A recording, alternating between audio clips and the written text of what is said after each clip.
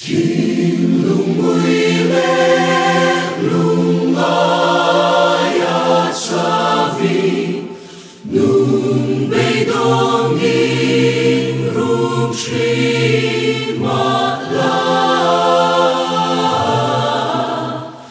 imam an na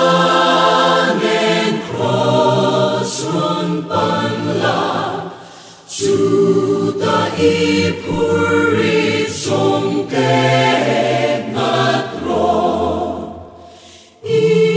puri song ele mang anna kong ai na la chu pang ron ken la chan du om la i swan I khát sao hát cho tôi Chian ngày nát ôm mẹ lỡ đi xóa lâu chu chân quỳ vár tu đang an ôm lâu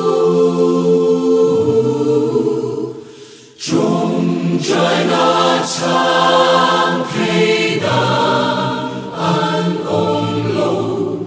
chian cha bé lỡ đi xóa lâu chu i purit song dele mang anna kong ai na la chu pang ron ken la chan du om la i swan ne la swan i khát sao hát cho tôi